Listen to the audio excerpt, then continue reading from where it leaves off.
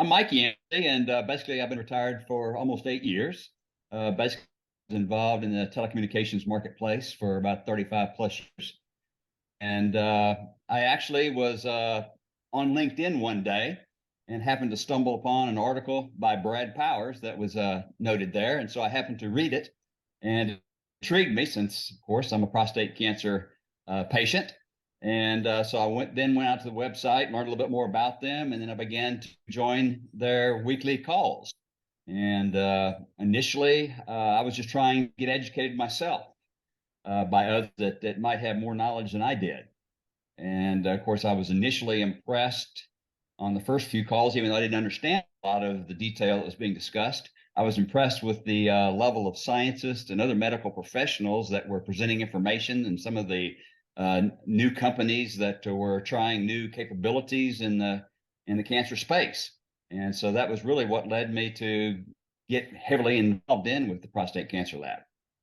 Based upon what I've learned in attending their sessions and meeting the various people that they have brought to present to us, I have actually begun to use some of the technologies that are available out there with some of these newer companies to run tests and receive additional suggested treatment options.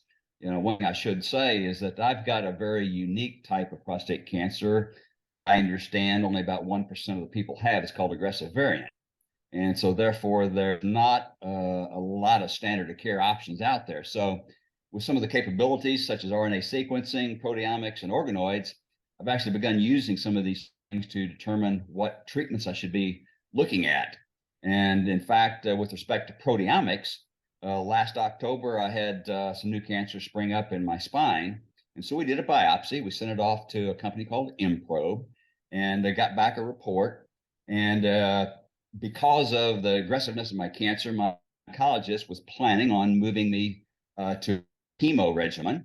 And so I had brought up the fact that I had this proteomics analysis done. It happened to show that the better option for chemo would be using a drug called etoposide as opposed to cabazitaxel.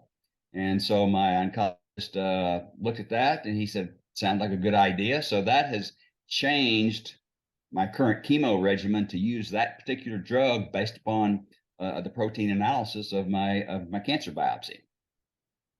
And as I'd mentioned, my particular cancer kind of has a very short runway on standard of care, and then you're pretty much out of ideas, if you will. And so therefore, the prostate cancer lab actually has brought, like I said, some of these new technologies, new capabilities, and my oncologist happens to be very open to these new things. So oftentimes I will bring new information to him, new ideas, et cetera. He seems to be very open to those.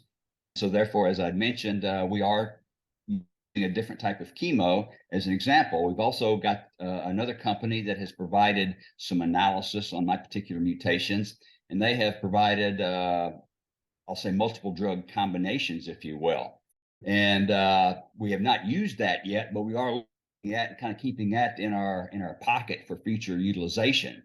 But through all of that, one of the recommendations for me was to try a treatment that had just been introduced in March of 2022, referred to as Pluvicto. So basically, what the cancer lab has done, it has moved me from kind of the end of the road with standard of care to being a little bit more precise, a little bit more patient-specific analysis on cancer, and seeing what we can do to be a little more precise in the treatments that we bring forth.